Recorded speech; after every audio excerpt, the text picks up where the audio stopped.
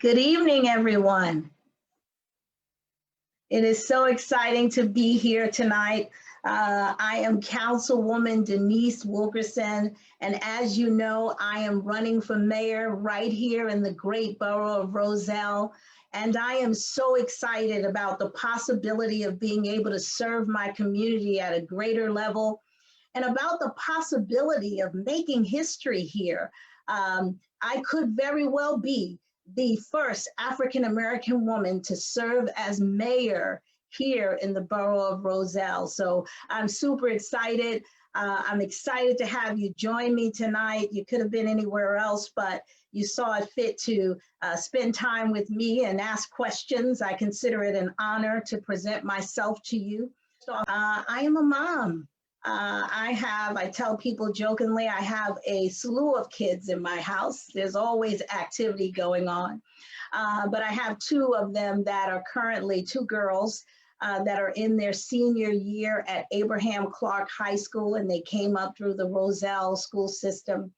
I also have a little one in Polk School.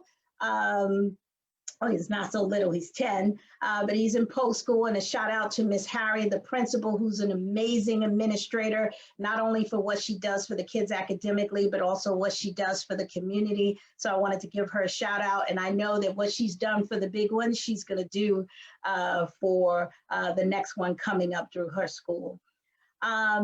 Secondly, I am a woman, a grandmother. Many of you know Princess Chloe. She is the light of my life. There's nothing like that grandmother relationship with children. And I'm blessed that my daughter Imani is actually having another girl. And so baby Elle is on the way. We'll reveal her name at another time. But we're super excited and we thank God for the blessing. I have an amazing man in my life, Tony, who is a hardworking man, old-fashioned, and I just thank him because he's not a man that's afraid of the light that God put in me, but he's a man that encourages me. So when that light gets dim, he's pushing me to stay the course and to continue to fight for the people. And I just thank you, Papa, for everything that you do that allow me to spend time outside of our home to help other families in the community. I couldn't do it without you. I also, I'm a woman that comes from a long line of strong African-American women. My grandmother, Elder Mary Benjamin, was a pastor in the church.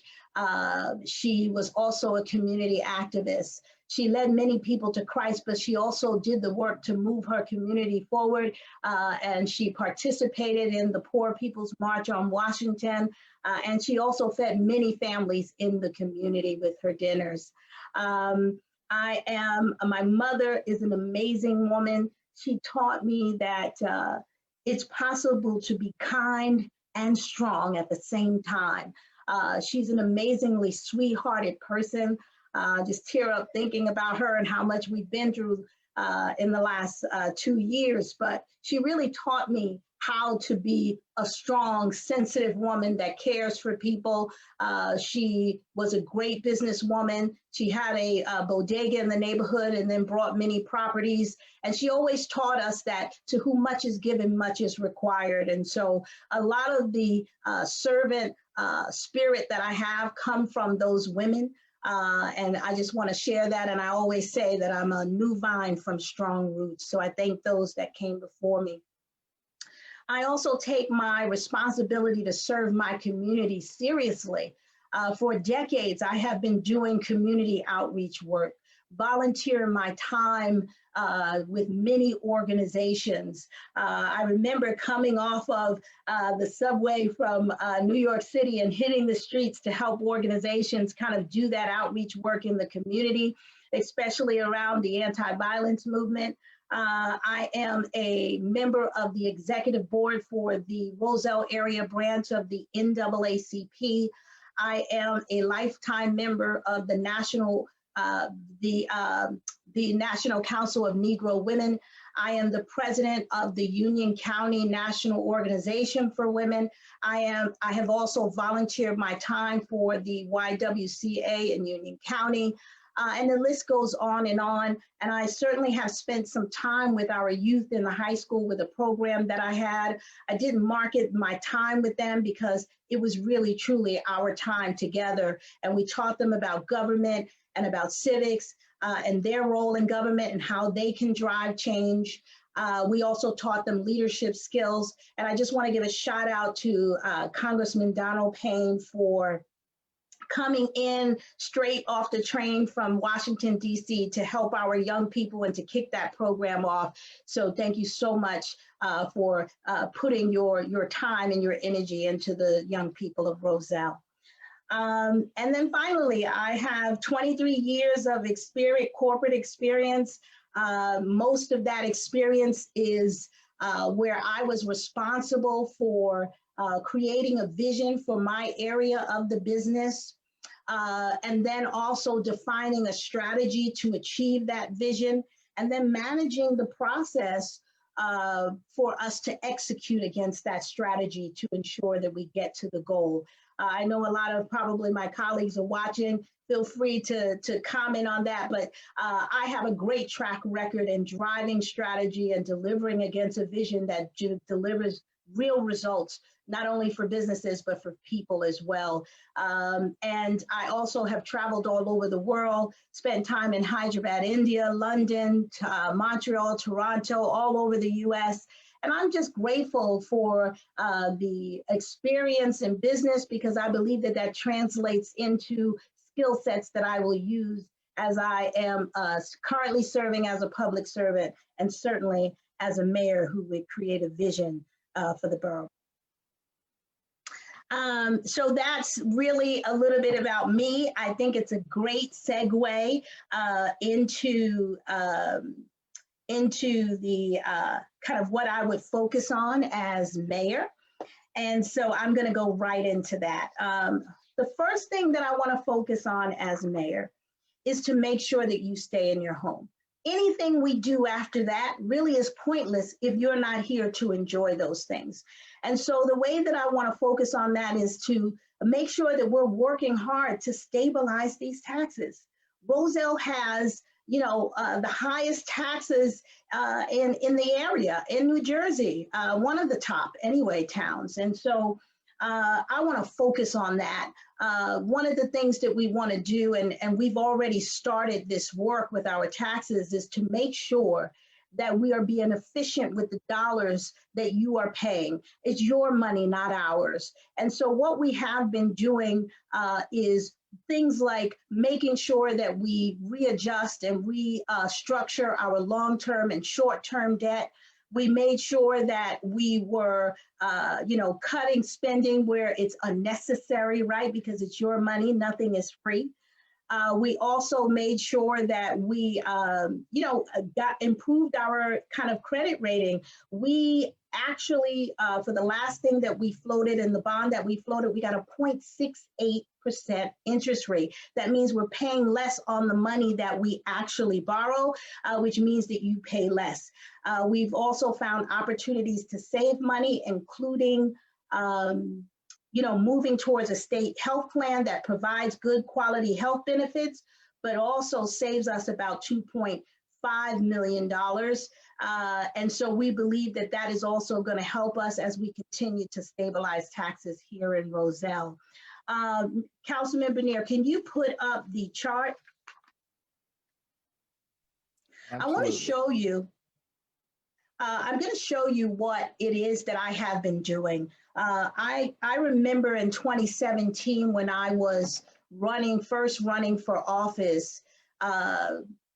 Thank you so much. When I was first running for office, there was a woman that I met on my street who lost her home to foreclosure.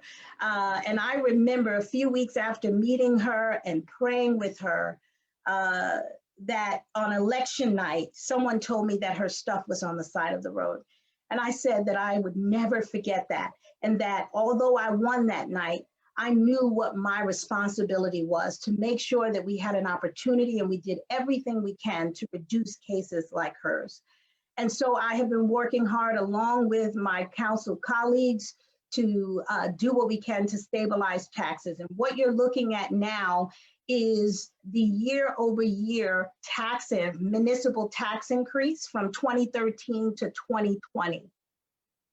And I'm just going to back up a little bit and tell you a little bit about how those taxes work. We know that there are a number of things that go into your total tax, including the county tax, the school tax, the library tax, and an open land tax, and this municipal tax. The municipal tax is how you can measure what the council is doing and how hard we are fighting for you. And so I'm looking at the municipal tax year-over-year tax increase. And you can see in 2013, we added $130, over $130 to your 2012 tax payment.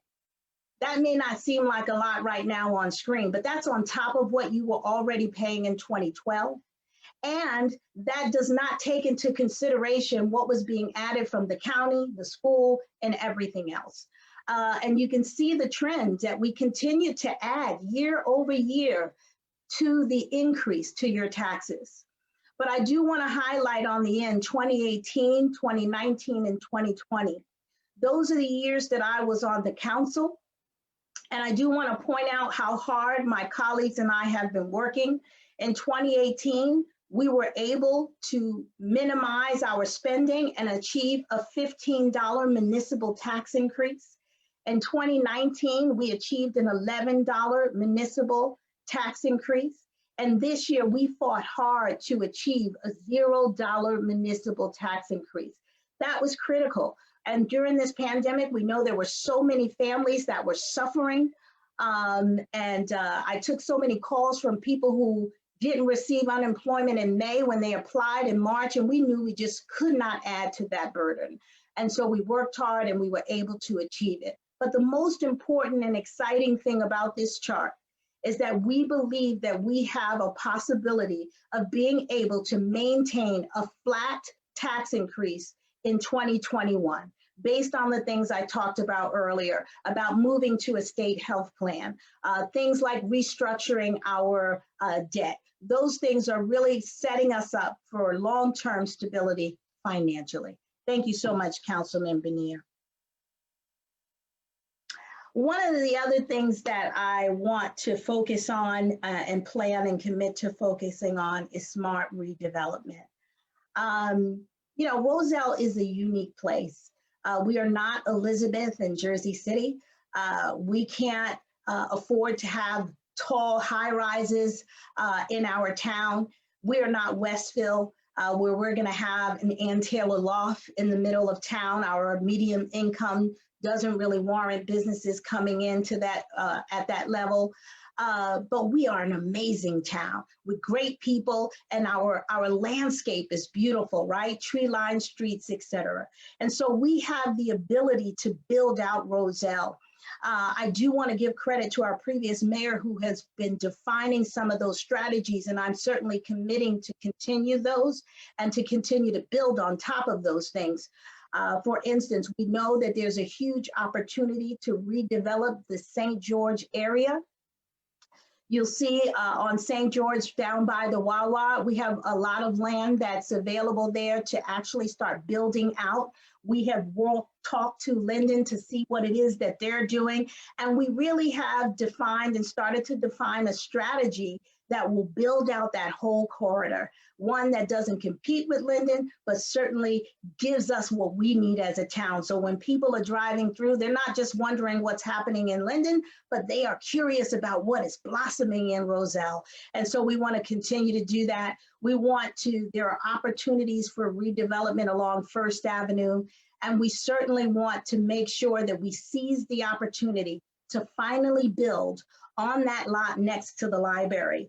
We did submit a grant. That grant is on hold right now at the state level, but we submitted that grant to build out and build on that land right next to the library so we can expand the library into a cultural center for our community. Not only will we expand the library, but there will be multi-purposes rooms. There will be theater, a theater area with a stage. You know, I believe that communities that take the arts seriously Communities that take their libraries seriously are a sign of communities that are ready to flourish. And so that project is pretty exciting. And we still want to do that. And we're waiting and hoping that the state will release the funds on that.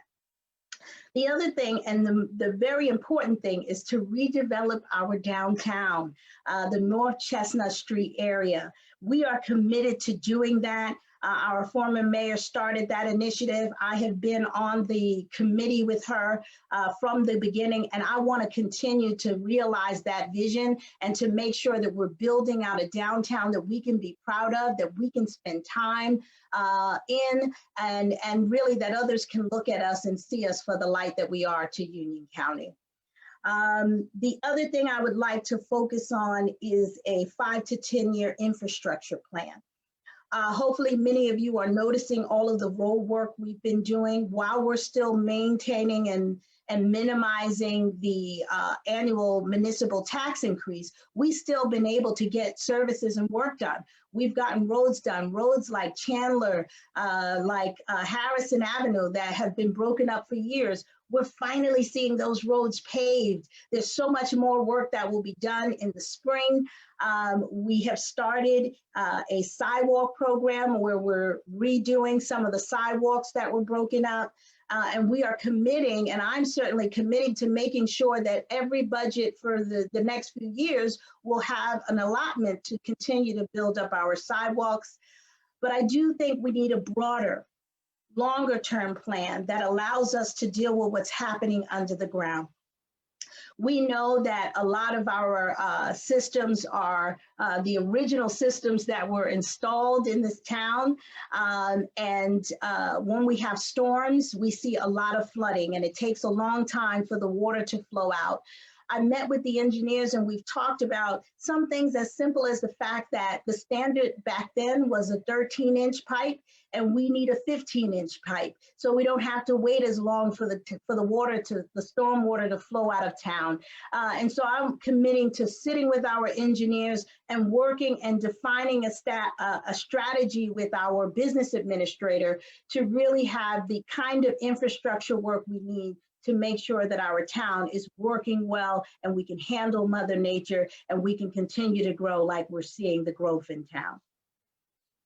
The other thing I want to do is continue to make public safety improvements, to continue to work with our police department, our public safety committee to deal and address crime in the community. We also know that we have a lot of things like speeding that happens in this town. I would love to see us dedicating officers to those speed traps that you see. And I know you're thinking speed traps, but if you ever, we all know those towns that you drive in and you say, hold up, let me check my speedometer, right? And make sure you slow down because you know that there's an officer somewhere waiting to catch you. And I want people who are speeding through this town to know that, look, before you even hit the border of Roselle, you better know that you better follow the law. You better make sure that you're able to follow the speed limits and respect our children and elderly that are crossing these streets. And so I want to continue to focus on public safety. A traffic study was done. We have defined the areas that we need to address, and we are working to do that. You'll soon start seeing some of the changes happen on 2nd and Walnut Street and 2nd and Chandler. We're about to embark on a project for that. As mayor, I would continue to support public safety improvements. The other thing I would do is to improve constituent services. I get so many resident issues and problems to address. And if you notice in larger towns, a lot of the council people have council aides. Here in Roselle, we don't do that because we, obviously can't afford that. And so the council person who is part-time is working hard to try to solve and address all of your issues. And we want to make sure that we're providing better services to you out of the gate. So we want to work with our individual departments to make sure that they are responsive, that they are results oriented, and that they're closing out and addressing your issues. You deserve it. We also want to make sure that if there is a case where that does not work, You're not waiting for a council person to get back to you, but there is someone dedicated during office hours to address your issues and funnel you through the right path to make sure that things are getting resolved. I also want to make sure that that resource is actually focusing on services, social services, to make sure that we're able to send referrals to people on community and social service programs that can provide direct help to residents. We have seniors who need glasses. There are programs that provide free glasses. You have Proceeds that provides help with your energy. We want to make sure that that constituent service resource is actually focusing on that and making sure residents are aware of services that are available to them. So those are some of the things that I want to focus on, in addition to continuing to work with council members. They all work really hard to continue to work with them on the day-to-day things. We have tons of committees that are focusing on key areas of the business, and we will continue to do that and support those efforts. As mayor, I would certainly do that. So that's a little bit about me. That's a little bit about what I would focus on as mayor, and I want to open it up to the Q&A session. Remember, make sure that you're posting your questions on the Wilkerson for Mayor page, and let's do it. Councilman Bonnier, you want to come back on? Absolutely. So I do just want to let you know we have probably about 15 questions that I've gathered from the comments. So for anyone who is watching, just post your question in the comment section and we'll go through them as they came in. We have about 50 people watching. So everybody, thank everybody for coming out and joining us. So I will jump right in. Adelisa Machado, right up front, wanted to know the redevelopment plan for Chestnut Street. Sure. So there are some small term gains, right? So that we can, but the long-term strategy for Chestnut Street is to really kind of work out what we're doing with the properties there. There has been an extensive amount of outreach to property owners to see if they're interested in fixing up their properties on Chestnut Street, or are they looking to partner on redevelopment deals so that we can begin to build out the structures on Chestnut Street. Those are some of the things that we want to start with. And then you want to support. We have a lot of good businesses that are there that have been with us for the long haul. And we want to continue to support those businesses, but we also want to bring in new businesses. We don't have a restaurant downtown. Well, we do have restaurants downtown, but we also want to have a full service restaurant as well, so that we can have options for you as you go downtown to eat. And so we really want to kind of make it that walkable space that you're able to not only just come down and pick up something, but to spend time on Chestnut Street, to enjoy it. There's also opportunities for us to provide things like an outdoor beer garden. We've been looking at that. There's certain properties that we still have in that Chestnut area. The focus for Chestnut Street is between First Avenue and Third Avenue to really build that entire area out. I do want to give credit to the former Mayor Christine Danzero, who started that initiative, and we need to finish it and get it done. Awesome. So a couple of similar questions. Pam Ray and Adelisa both wanted to know your first priority as mayor, the first thing on your agenda. Hey, listen, I know it sounds cliche-ish, but it's to keep you in your home. People are suffering. I go door to door and I'm talking to people face to face. They are concerned about these taxes.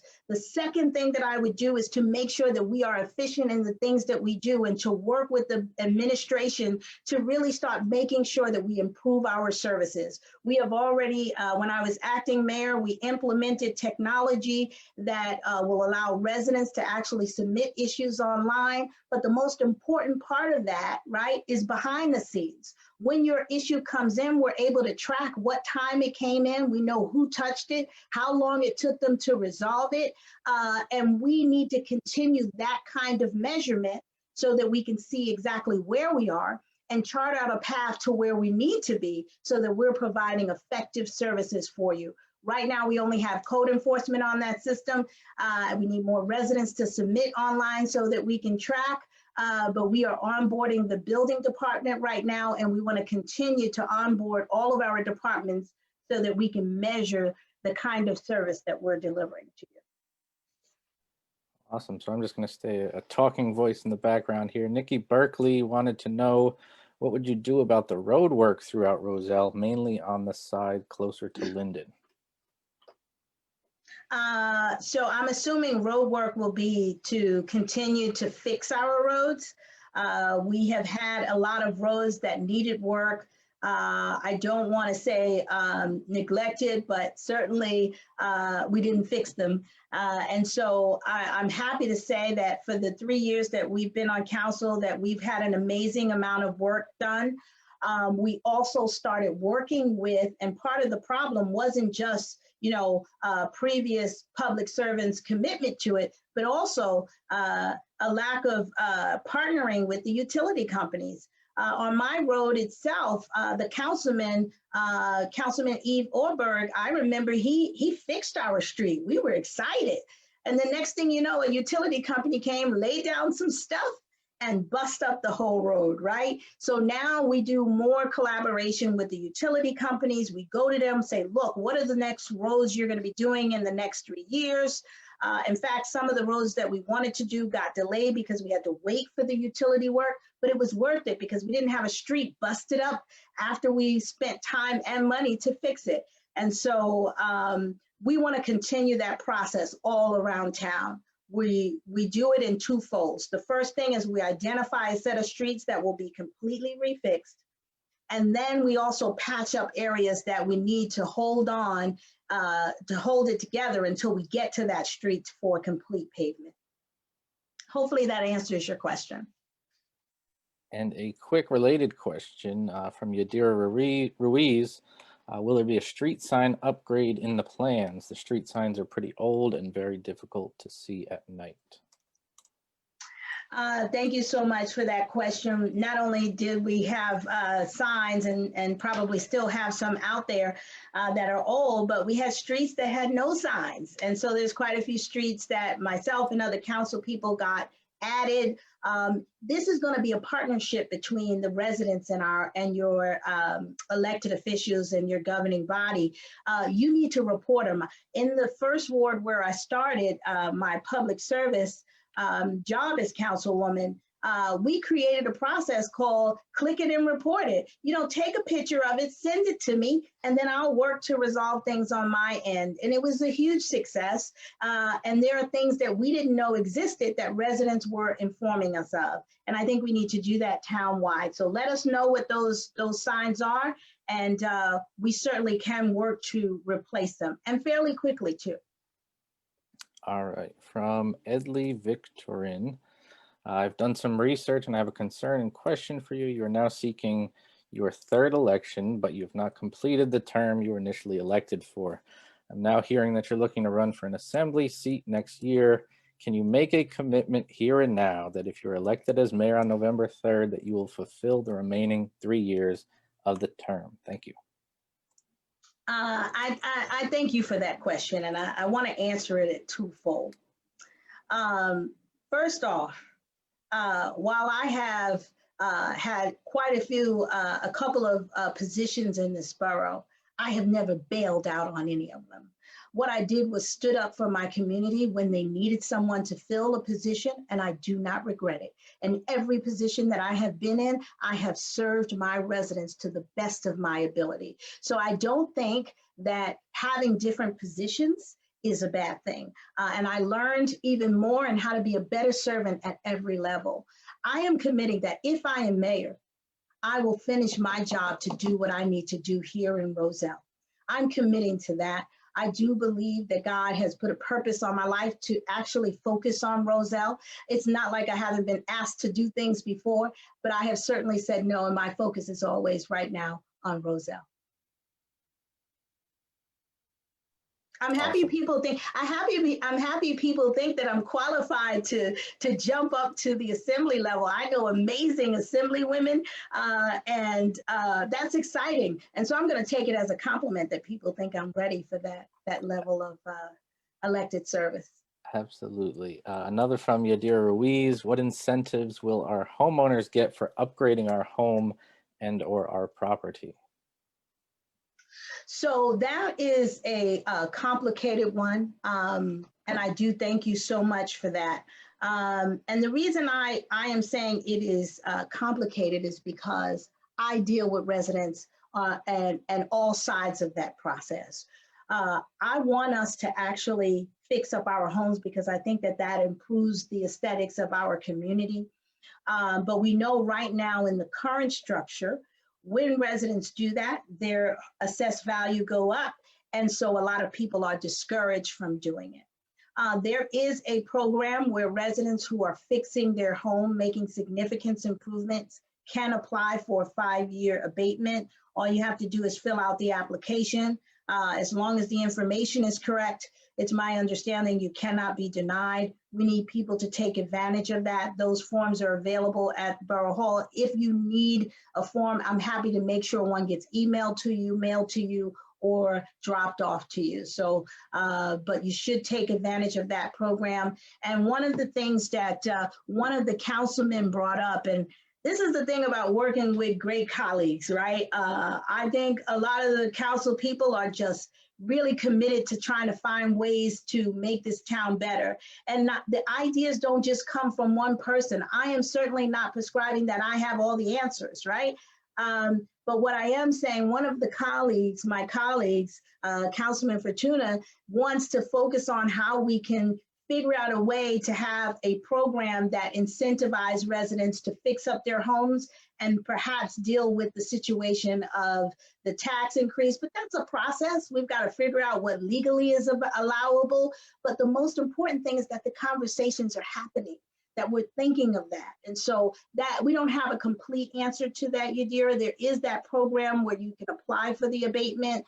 But as council members, we're certainly thinking about additional ways to incentivize residents to fix up their home, but we do understand the burden that they get once they do. Hopefully that answers. A couple of redevelopment related. So a follow-up on the discussion of St. George, building what on St. George, businesses or homes, and then also about the Sears location and in general the redevelopment of the Roselle Shopping Center over on Raritan. Okay. So on St. George, you know, I personally would love to see, you know, apartments and retail on the bottom. We have an opportunity for restaurants there. There's tons of opportunities. The issue is that, and it's not an issue, but it's something to take note. I don't make that decision on my own. And so we do have a redevelopment coordinator. There's a redevelopment committee that I am the chair of. And then ultimately the council is the redevelopment body that makes the final decision against what we do. We do have several people who are interested, developers in the St. George area. We are now looking at those projects. But one of the things that we slowed down a little bit to do on St. George, and I had asked the redevelopment coordinator to take an inventory of all of our assets and to not only know what it is we have, but what it's worth. You can't come to the table without having an understanding of what it is that you're bringing, the value of the thing you're bringing to the table. And so we did an audit of all of our properties. An assessment of the value of that land has been done, and we are now entertaining various options for St. George, and we hope that something comes to play. But there's a process where that gets decided, and that hasn't happened yet, where we pick from the options what best fits Roselle. When it comes to the Sears area, that is a private property. It is owned by the same gentleman that owns the Park Apartments. I know that they are doing work to finish out the Park Apartments, and we are certainly hoping that he will build out that entire plaza area. He has shown interest in doing that. And so we hope we get to a place where we can work with him and support the effort to build that entire plaza area on Raritan Road. But it's privately owned. We don't get to dictate what happens there. So we have some live reporting from Bruce Patterson that came in. Good to hear. Good to hear from you, Bruce. Yeah, hey, Just Bruce. announced tonight at the Freeholders meeting that they awarded Roselle $75,000 for a Kids Recreation Trust Fund grant and $5,000 for the Greening Union County grant. Congrats on that. Any comment? Thank you so much for that. We heard that it was coming. We thank the county for supporting things in Roselle. We want to continue to partner with the county to help build out Roselle, to help support our growth, to help support our activities. Residents are paying the county tax, and they are. I hope they continue to reinvest in Roselle, and a partnership with them is critical. I'm excited about the award, and I'm excited about the future of working with our county commissioners to continue to push forward right here in Roselle. And a little bit of a tie-in question: is there any plan for planting more, trees where they've either fallen or been cut down, especially on 7th Avenue? Yes, so we definitely want to do that. We have a grant coming in where it's not necessarily money, but actually the younger trees are given to us, and then we start planting them out. Councilman Fortuna talked about that at last night's meeting, and each council person is going to help choose areas where in their wards that they would like to see the trees. So reach out to your council person if you think a tree needs to be in your area, but that should be coming soon. All right, there was a question about paving Sheridan Ave from Morris to St. George's Ave. I think that's kind of been covered. Okay, yeah, we're continuing to do the road work. We're doing it, based on kind of severity of issues. We know that in that area, 7th Avenue is going to be the next thing that gets paved, but we will continue to look at it. I live on Sheridan Avenue. Of course, I want to see that street completely paved all the way down, but is prioritized by a larger process. And we will make sure that we get to that, and we're committed to doing more and more roads. So hopefully soon we'll see that. A couple of comments from Harvey Bozil. One was that we need better jobs in our area. So if you want to comment roughly on that. And then also he was asking for speed bumps, and if you have thoughts on that. Sure. So yes, we do need more jobs in Roselle. The challenge we have, and I talked about smart redevelopment earlier, Roselle is a unique place. We don't have a lot of industrial area for, a Blue Apron or an Amazon to come and build out. But the more we support redevelopment and create those spaces, small businesses are really the anchors of communities. And I believe if we go down the angle of supporting small businesses, growing small businesses, creating a space for small businesses to function in our town, we'll be at a place where we're creating more jobs in this community. There are also programs in other cities where there is a commitment to help support the funding of hiring staff at these small businesses. And that's something that we could look at to see if it's possible for us to do that. We do need to do more research on that, but I have seen that done in some municipalities. And I'm just saying that I'm open to supporting small businesses in every way possible. And I believe that that's where our job creation lies here in Roselle, in this unique borough that doesn't have a lot of industrial areas to build out on. What was the second question, Councilman? About speed bumps. Yes, so speed bumps come up a lot. I'm told that the speed bumps by our staff, that they tear up our equipment for snow plowing and for sweeping, and so they're really not ideal for us. But I do know what slows people down. And we all know those towns, again, that when you get to it, you slow down. I want a reputation that you better not come to Roselle speeding or we're going to get get you. And guess what? The thing about that is we have to support our police. We have to make sure that they have enough resources to actually patrol, to have a dedicated person who's there watching the traffic and catching them. I get speed complaints all the time. And what happens is you have to catch the crime in action is the best way to do it, right? And so we just need to make sure that we have officers available to do just that.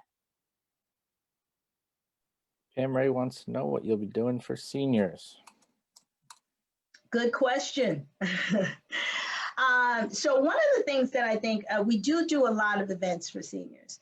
But one of the things as I go door to door and I engage and interact with residents is that there are a lot of services that they need. Sometimes you have a senior who comes home from the hospital and needs medical equipment. Councilmember Neer, your mother gave me a place where we can actually pointed me in the direction of a place that actually gives out medical equipment for free so that you can borrow it. When you're done, you submit it back, they do all the cleaning, etc. We need to make sure seniors have access to services. Seniors who need glasses, guess what? You can get them for free. There's no need to sit there and not be able to see. We want to make sure that we're doing more services for seniors. This pandemic was really serious too, where it highlighted the fact that we need a program to really do a check-in on our seniors. I had a resident call me and ask me to check in on their neighbor. She was in her 90s and they just didn't see her, but I'm sure she wasn't coming out because of the pandemic, but they had no way of knowing. They didn't know her number. They didn't want to come out and put themselves at risk. I was able to find her number. The resident was safe. And she was, very spirited, and we had a great conversation, but it certainly highlighted that who's checking in on our seniors, who's making sure that they're okay. So I would like to add some softer programs there that are really targeting kind of the social need for our seniors. And there are organizations that are doing that and doing that well. And we want to learn from those organizations and implement things here that works for our seniors, in addition to making sure that they have access to all of our facilities, that they have the programs that we make available today. But I also want to add that component to make sure that their social needs are being addressed. And another one from Yadira Ruiz: how can we have more events for our special needs community? That is a very good question, a very necessary question. One of the things that I got last year from a lot of people was that families with children with special needs were on the edge of our community, and that we needed to do more to make sure that not only are they being serviced, but they're being welcomed into our community in a way that everything we do accommodates them. That's how you show someone that you love them. And so we are committed to making sure that we do better in the area of special needs. We want to build out our summer camp to make sure that there's more happening there for children with special needs. For the first time, I tried out my skills of working with the state to try to secure money for Roselle, and worked with Senator Cryan at the time to make sure that we could get some funds for Roselle. And we were able to get $1 million grant to build the special needs park here in Roselle. We're hoping that those funds get released so that we can build that park.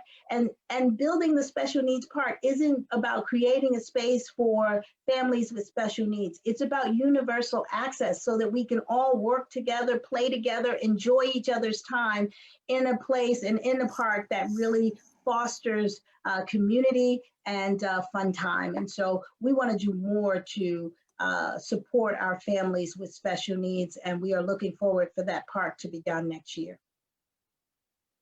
So one very broad question from Jenny Wiggins: what sparked your interest in public office? Wow. I'm gonna be honest about it. They were looking for someone to run, and they asked me, and I said, yeah, why not?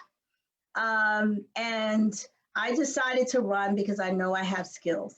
And I know that whenever I commit to something, that I give my heart, I give 100% to whatever that is.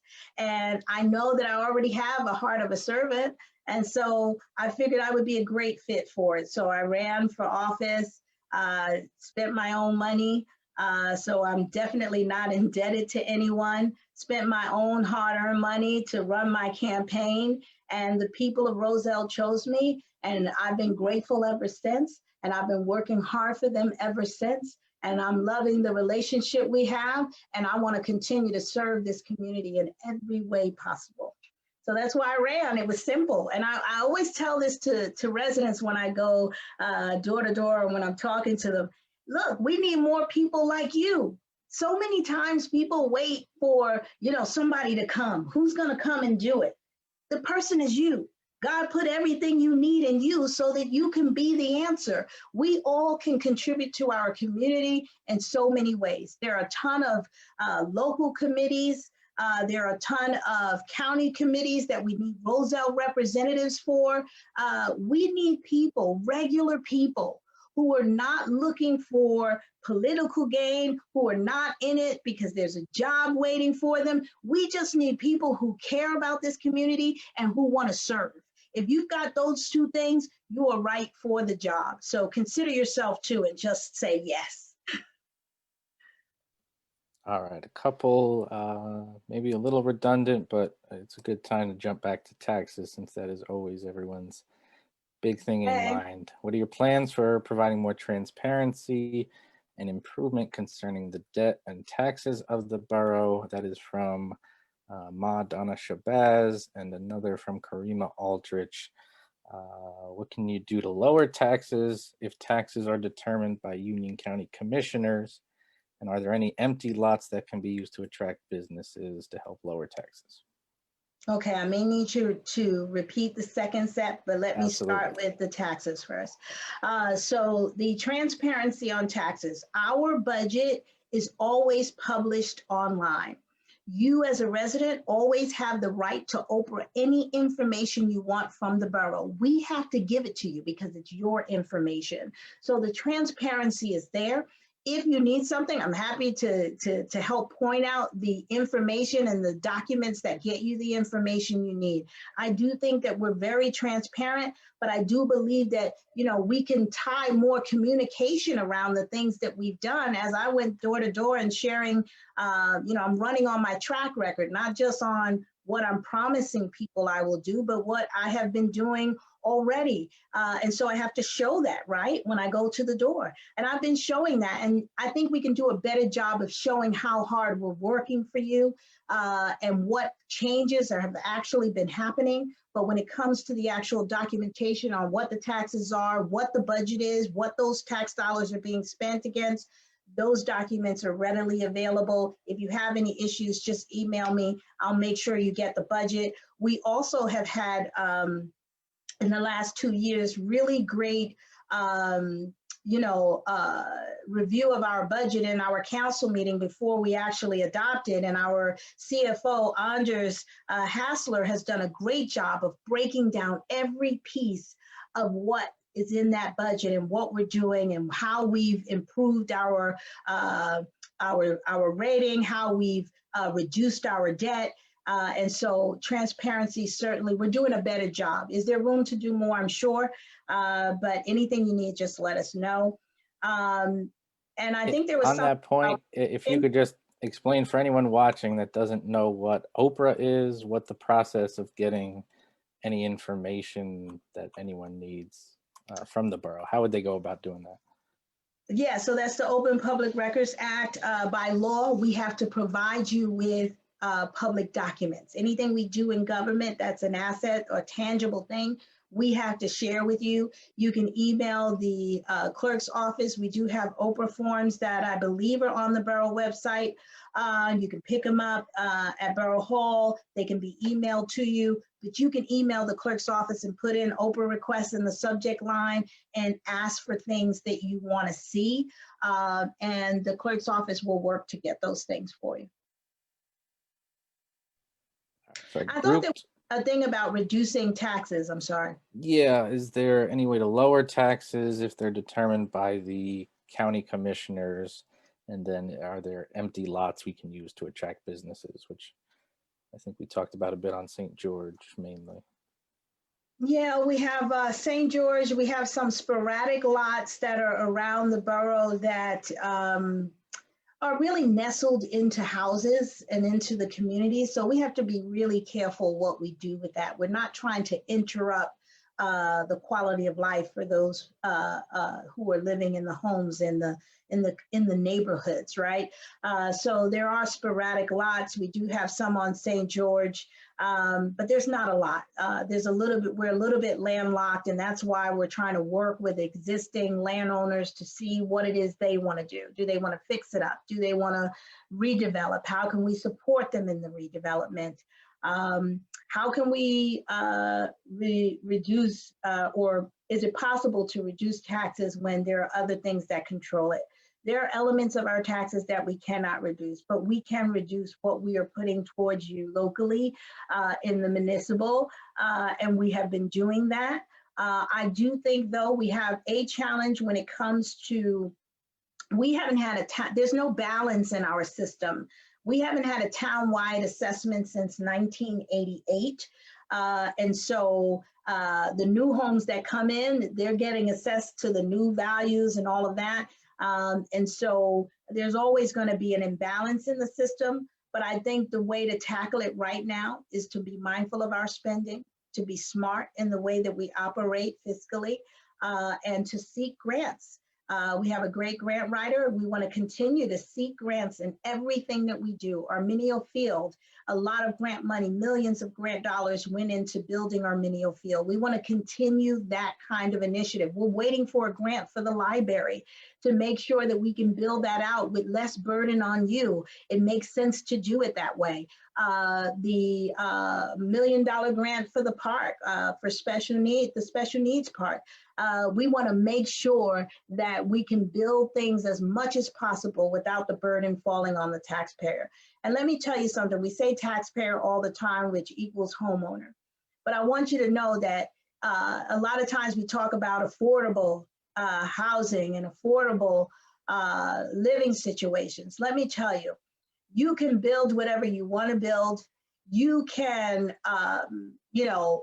put the pressure on those homeowners, but until you deal with the core issue, which is our high taxes, everyone's going to pay the price. The homeowner is going to pay the price. The renter is going to pay the price. Our community is going to pay the price because we see people leaving in droves. We really need to stop the bleeding at the top and to focus on the core issue, which is to better manage your money and to make sure we're doing what we can to stabilize taxes. While you're talking about renters, there was actually a question from Lloyd Bullock. What about bringing back the rent control board in Roselle? Landlords are doing what they want with rent increases. Sure. So the rent control board is something that we need to do some research on. I had looked at it, I would believe about 2 years ago, and then we shifted gears. I think we should go back to the table to figure out what's right for us.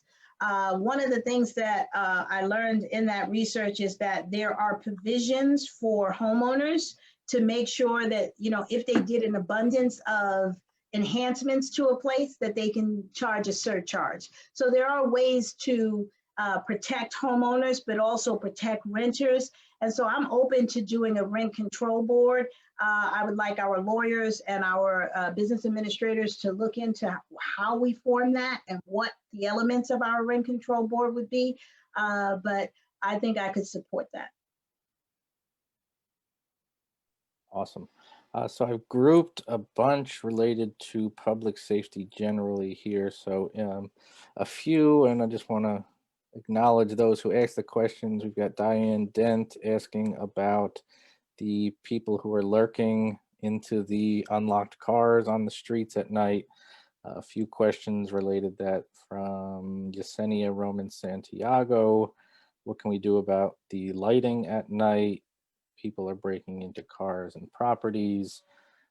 Sue Zalet Garcia also wanted to address street lighting. And another, those are the main ones. So street lighting and, what can we do about the break-ins in the cars at night?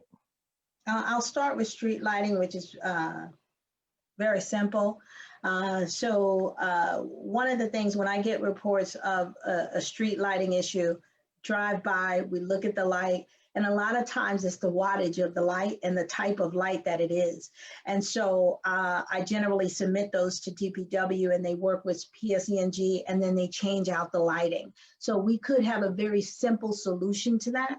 You just need to report it to your council person, report it to DPW. There is a tag on every pole that has a number that identifies that specific pole, and that's what we send in to PSENG, and they end up adjusting the light to make sure that it works. We've had cases where there's a pole and no light. The same thing there. We report with the tag of that pole. You can do that by taking a picture, send it in to us, and then we can ask PSENG to put a light there. So that one we can tackle. Give me the second question again. About the car break-ins overnight. Yes, so I live on the east side. I am by the park, and so we get a lot of people passing through.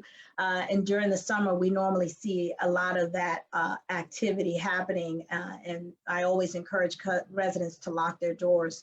One of the things that is part of the problem is that we need to make sure we're reporting those. Sometimes we get them and we'll post on social media. We need to make sure the police is seeing those. A lot of us have Ring doorbells. If you see something happen, see if your neighbor has the Ring doorbell. But you know, that video and that report is going to help police investigate. Not only is it going to help them catch the person, but if there is a string of activity on the same night around the same time, when they catch them, that person's going to get caught and charged with the entire set of issues that happen there. So make sure you're reporting it to our police.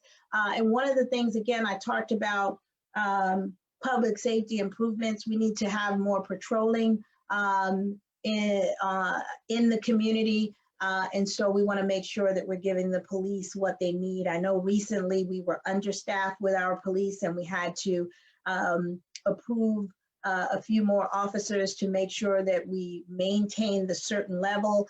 And I think we may have to commit more to make sure that we have the kind of patrolling we need, not only for crimes, but also for people breaking the law by speeding through our community. And on the topic of police, a question generally about police and community activities. What can we do to have more of that so that we can get to know our police officers? Good question. That is from Yadira Ruiz. Yes, thank you, Yadira. I believe that we do, and I'm hesitating to use the term community policing, right? Because it's so overused. It means different things to different people. But I do think that we need, and we do have, and we have had a community police officer, but officers should be in the community, interacting, engaging with residents. I know that our current chief is committed to making sure that there's more parking and walks where they actually park their car and get out and walk. I think the pandemic really set us off track with that. But we are hoping to get back to that where we can fully implement that program. I think that that's important. Working in our high schools and interacting with our young people is something that we can look to re-implement. And we do have the Junior Police Academy, so I've seen them do a lot of work with our young people. So thank you to our police officers for all they do. I think there might be opportunities for us to do more. And again, even as mayor, I don't make that decision alone, but I would work with our chief, our public safety committee, to make sure we choose the things that are right for us to expand the reach of our officers in the community so that we can build relationships and continue to foster that family environment in Roselle. And another about quality of life from Shanna Solby. What will be done to address the noise complaints and dog waste pickup issues? Many residents have complained about these quality of life issues in Roselle. So the noise thing, so I've been getting that a lot. We just came through the 4th of July season, and we know that the changes at the state level for the law around fireworks really kind of set things on fire here, right? We had a lot of fireworks going off, and it was really hard for you to even think in your home. One of the things that we as council people and as elected officials need to do, and borough staff, is look at a problem holistically. And one of the things that we discovered was that the ordinance that we had in place actually didn't empower the police to do what they needed to do. It talked about decimals and, you know, it needs to be a certain decimal. There's no decimal machine to test the decimals of the noise. And so we recently changed that, and we want to monitor that to see how well that does. And if our police chief and the public safety committee feels we need to do more, we're going to go back to the table and figure out how we can empower the police to deal with that. But we do believe now they can go to the scene and take immediate action on some of the noise. The other thing is, look, people brought their homes to enjoy them, and I am in no way saying that should not be the case. And I want people to enjoy their homes. It's when it becomes a problem for everybody around you that it perhaps needs to be addressed. And one of the things that I've noticed is that we shouldn't take it the assumption that, you know, someone doesn't care. They may not know, right? So I would love to see, we have so many new people coming into the community. Some of them are first-time homeowners. And I had an example of one of my residents who had an issue with someone who just moved in. And I just want to applaud her, Carmen, because she didn't just, you know, make an assumption about the person. She went in over and had a conversation with them. And guess what? You know, they started working on the thing that became an issue for her. And so I'm saying that to say that sometimes people just don't know. And I would love to see an onboarding process for new people in the community where we tell them about the character of Roselle, who we are, and what makes good neighbors. We provide them with information on how to get, you know, service, and they're properly onboarded, and hopefully they join into the community in an easier way. I think some of the new, you know, kind of people coming into the community also is where we see some of that activity, according to what I hear from residents. But I think we can find a way to get through all of that together as a community. Another from Lloyd Bullock. In the past, we had local assistance here in Roselle. Is there a chance to bring that back? Local assistance, I'm not sure what that means. Can you? I think he may be talking about, we used to have a welfare office directly in Roselle and in Borough Hall. I'll try to get clarity in the chat. Lloyd, if you're there and want to clarify. And I'll speak to what I think he means. I do know that we used to have a social services office here, I believe, in the borough. And so while I think we have to be mindful of how much things that we take on. I get a question all the time about what services do we get? Well, we have our own police and fire. A lot of towns don't have that. A lot of people have shared services amongst towns for police. There are volunteer firefighters. When you want your own thing, those are the things that you have to pay. You know, the taxpayers are paying for that directly. I do think we need constituent services that will help people get to all of those social services programs. But I believe that the county is doing a good job with that, and we need to make sure we're directing them to the people who can take care of them the best. But we can do constituent services that address social services issues locally without accruing a large increase in costs. So I'll be looking for ways to do that. Awesome. So he did confirm he was talking about the welfare office that we used to have. A few questions about recreation. Just generally, what about recreation for children? That's from Adelisa Machado. Sure, thank you so much. So recreation right now, what we have for kids is that we support the leagues. And a lot of the leagues have died off. You know, I certainly have talked with residents about a period of time when we had an abundance of leagues and everyone was in those leagues playing sports. And we want to serve and perhaps support sports a little more effectively. Right now, we may donate anywhere between $1,000 to $3,000 to a league to pay for their fees, and that pretty much is all that we do, and they use our facilities. I think that there's perhaps more that we could do. We do need to sit down and really work all of that out with the leagues. But I also think that there are kids that don't play sports, right? I do thank the library, Jean Marie Ryan, the director, for some of the programming that she has. Like we had Maker's Day, and that was awesome. And all the kids came out and played with cool, STEM-related items. I think there are kids that are interested in the arts. There are kids, kids that want to act, sing, kids that are artists. How do we create kids who are doing businesses? I was at the Girls for Pearls one year, which I go to all the time at the high school. And there were some of the high school girls who had their own business. So don't sleep on our kids. They're interested in the science. We need to create a space for them and programming that touches all the things that really stimulate the passion in our young people so that we can put them on the course to not only be successful, but to live a life that they're excited about. And I hope that our programming can include more of that. And I think we have an opportunity to do that.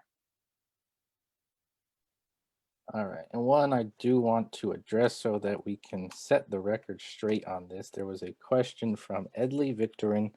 Are you planning to reimburse the parents whose children were part of the summer program that was prematurely shortened/canceled? My nephew was one of those children. So I just want to back up and set the record straight about that. So I'll just tell you what it is, right? So we had a case where the summer camp budget was $150,000. And that summer camp budget during one of the years went from 150 to 242 or so $1,000 without the budget being expanded. It's just not feasible. That is over, that's $92,000 over the budget being spent. And $92,000, I believe it's about $78,000 that kind of leads to an extra tax point for residents. So it's in our best interest to make sure that we're spending money wisely. And so at the time, I was the chair of the Recreation Committee. And so, of course, I brought this to light that, look, this year, we need to make sure we stay within budget. That was the simple mandate. There were so many ways to make sure that you stay within budget. Not only did we give the budget from 150, we gave it an extra 10 grand to make it 160. And the mandate was simply to stay within the budget. I can tell you that there were more ways to kind of work out how they would maintain their budget. For one, we had, in fact, 2 adults per child in the summer camp.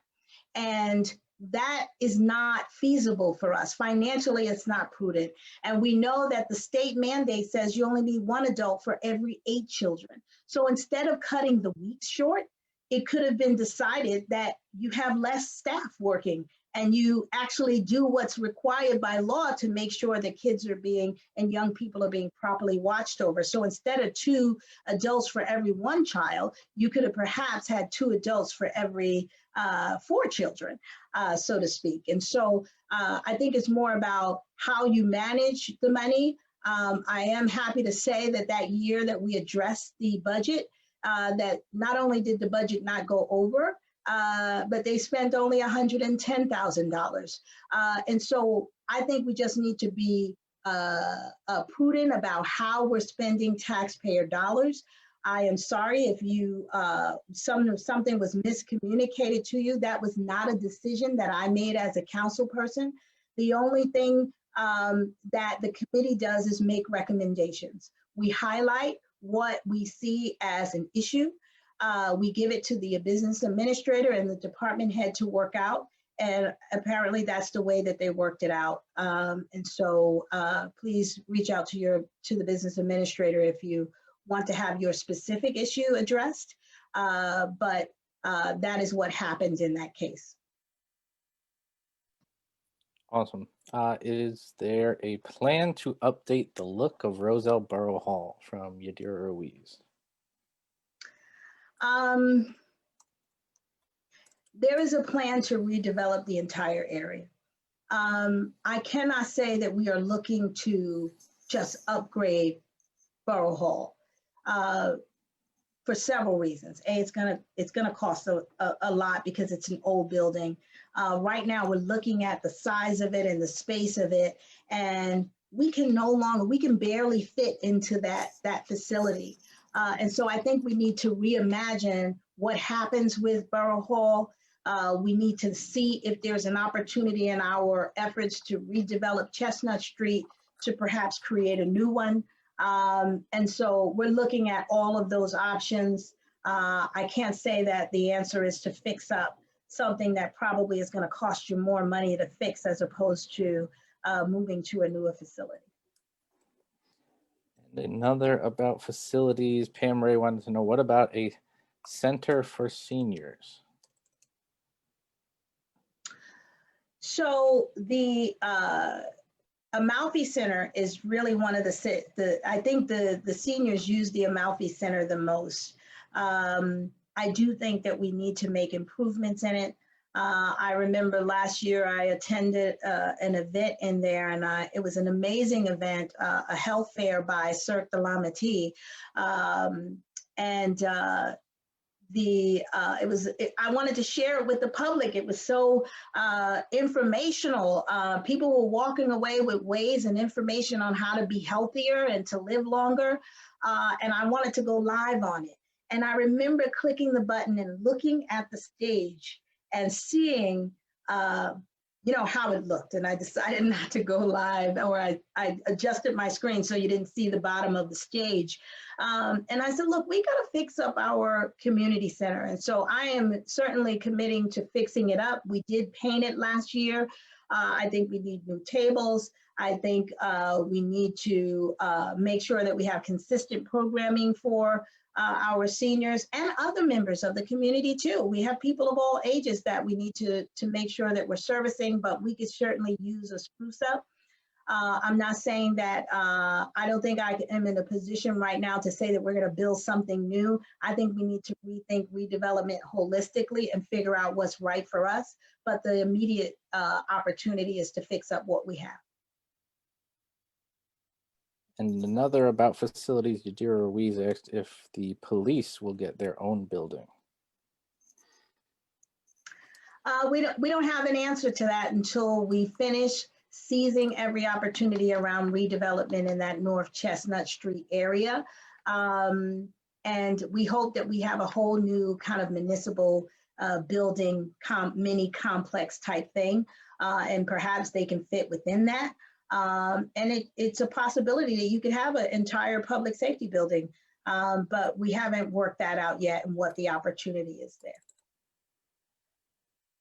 One from Sue Zaluk Garcia. Will there be busing for schools when they reopen? And I think this is a good one just to maybe talk about what the Board of Ed mandates and controls versus the council. Sure. So the municipal governing body has no control over the Board of Education, and that they control their own budget, they control their own process, and so we don't make the decisions on that. But I do think that it is imperative that we have a close partnership with the Board of Education. It's the same resident base. It behooves us to actually make sure that we are supporting them so that they can focus on academics and curriculum that will grow not only the property values in our town, but to really create and bear fruit in our children that makes them successful long-term in life. And so there are certainly opportunities for the borough to support the Board of Education. As a mayor, I would commit to that. I do believe busing was happening for students at some point during the pandemic. And now that we're 100% virtual, I'm not sure, but I always reach out to the Board of Education, the superintendent, and to the board president. They're always available to answer questions that I get from residents. So I thank you both for that. And that's a question that we can pose to them. Leave your contact information for me, and we'll make sure that they reach out to you. We got one from Anthony Esposito. Will you make an effort to bring back parent volunteerism to our youth sports programs? And I guess beyond making an effort, how might you do that? Okay. So I believe in volunteering. If anybody's followed my track record, you know that I believe in volunteering. In fact, even my corporate experience was one where I volunteered, right? I volunteered to be a part of a committee where when we acquired a organization, a company, to, transfer their data over into our system. And that's where, young in my career, I learned all about acquisitions and synergies and how to really merge one company into another. Volunteering is really the way. Not only can you give to a person, a community, or an entity, but you can also learn for yourself. So it benefits everybody to volunteer. We do have some things we need to consider. Not every parent is free to, volunteer. They're working multiple jobs.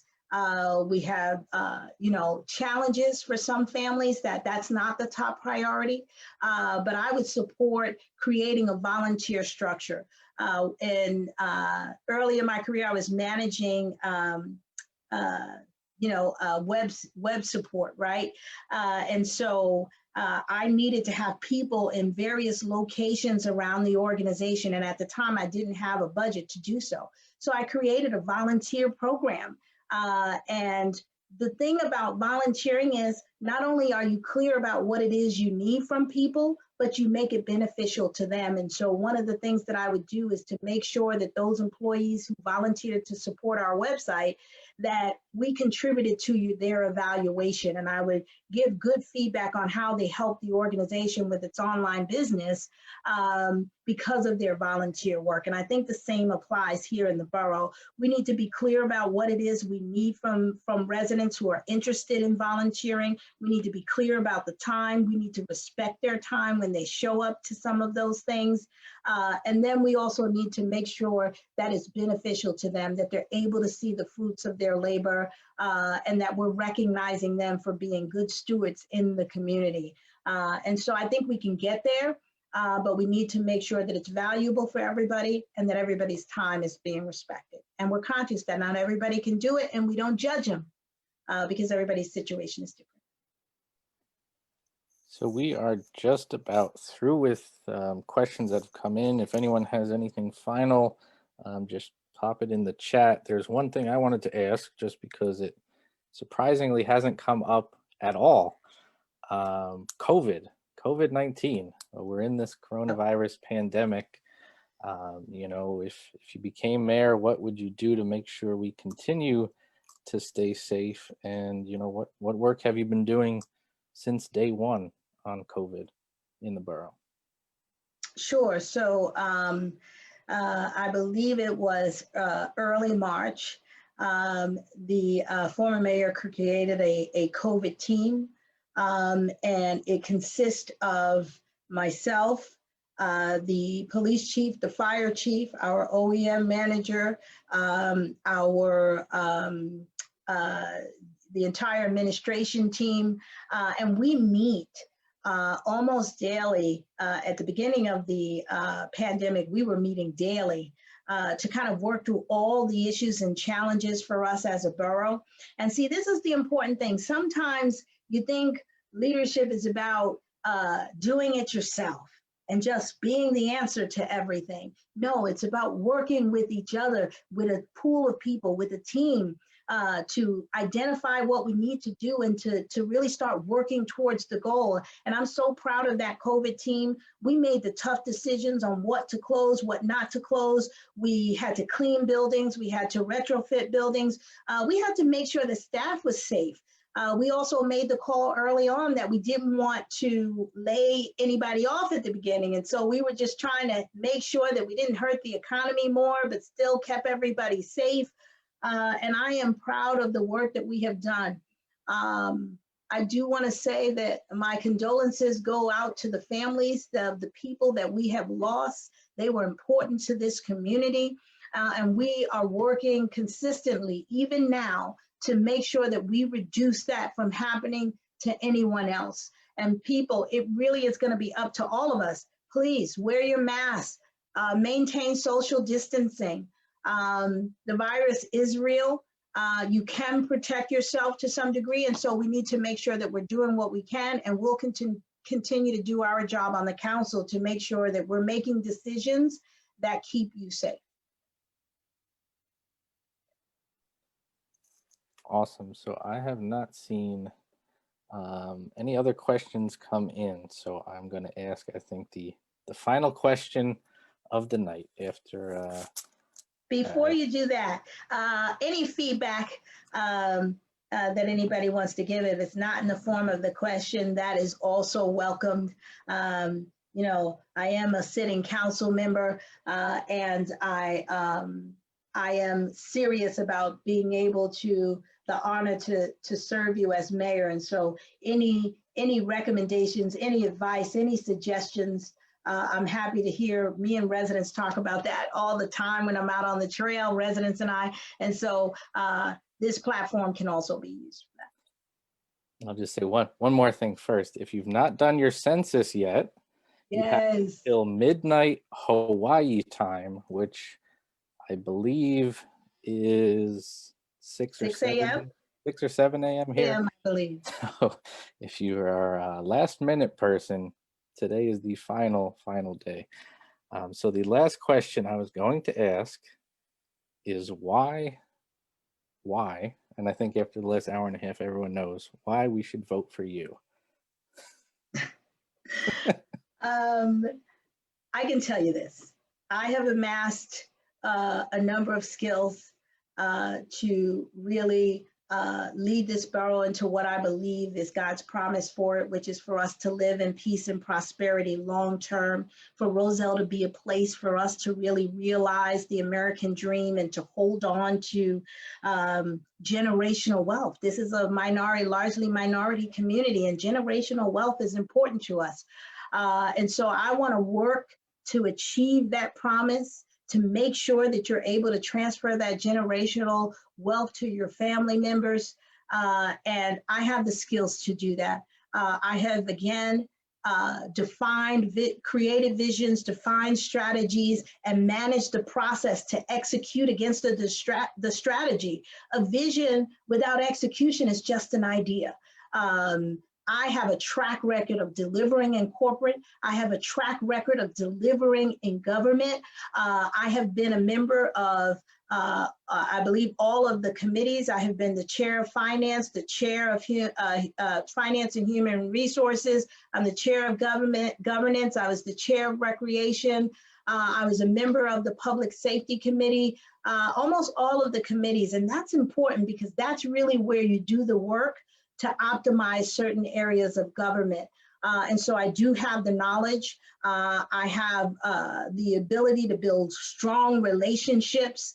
I have met many congresswomen, U.S. congresswomen who have given me their encouragement and support, and the relationships are there all the way at the national and federal level, all the way down to the state and local. I've worked well with our legislators. And I will use that relationship building skill to continue to bring resources to Roselle. We can't do it all on our own. And I will go out there and build those relationships and make sure that we are bringing resources back to Roselle. And the final thing that I think is a reason to vote for me, I will give you my best. I am passionate about serving this community. I have a heart of a servant. I have been giving and serving community organizations and outreach programs for decades. This is not new to me. I am in a realm where I'm doing serving in a different way and in government, but I believe that that's a different space that allows me to deliver different degrees of results to communities, and I am committed to that. I am committed. Most of you know me by name and face because if you call me, I'm coming. I take it serious to serve you, seriously to serve you. And so I'm asking for your vote as mayor so that I can continue some of the progress that we have been making so far, and so that I can help define and create a vision for us, define that strategy, and then execute against it. Work with our department heads and business administrators to execute against that strategy and deliver against the promise for Roselle, which is for us to live in peace and prosperity, long term. And the decision we make in this election is critical. It will have implications for many years to come. We should choose the candidate that is the best person to drive results. And I am that candidate. I thank you in advance for your support because I know you too want the best for Roselle. So thank you. I'm just going to show folks for a second here what is most important. Hey, there I am. Yeah, so this is an important point. So I do want to take a second to talk about this if I can. Listen, this is your ballot. You own it. We are intelligent people. We know what our needs are. We know what is best for us and who is best for us. That old cliche of going down all the way makes absolutely no sense. You choose and take every position on this ballot seriously. You pick the person who is right for the job. And so what you're looking at is an example of the ballot. You can see the columns there, and you can go across the various columns. And in this example, you'll see that column A is selected candidates on there. But when you get to row 10, which is where you have to make the choice for mayor, look to the right and find the woman that will fight for you, a woman with a track record of fighting for you. And you choose Denise Wilkerson. So I'm right there in yellow, 10C, row 10, column C, and you still have the flexibility to play around on your ballot and choose the candidate that's right for you for every position. I know the Roselle people are smart. I know the Roselle people are intelligent, and they know they have the power to own their ballot. So own your ballot. There I am, right there on column C. Thank you for sharing that, Councilman. Absolutely. Yadira Ruiz said she has a first-time voter in the House this year. Congratulations. And kudos to you for making sure that they get registered and they exercise their right that people died for. Yes. Absolutely. All right. Any final words before I take us off of live? No, I just want to let everybody know that I am praying for this country, praying for this election, because there's a lot going on here. And we all need to be conscious about what's best for us. But I also don't want us to live in a space of discord, respect others for their choice. You just be sure to make your choice for the best people in all of these positions on the ballot. And then after this is over, let's come together as a community and continue to focus on Roselle and to move forward. I'm praying for every candidate on the ballot. I'm praying for our national election, and I am praying for Roselle that we be on the course to progress. Thank you so much for helping me, Councilman Bonnier. Absolutely. And everyone watching, thank you for joining us. You know where to find us when you need us. Email us, call us. You know, we're here to help. So have a good night. Thank you, everybody. Go out and vote. Column C. Column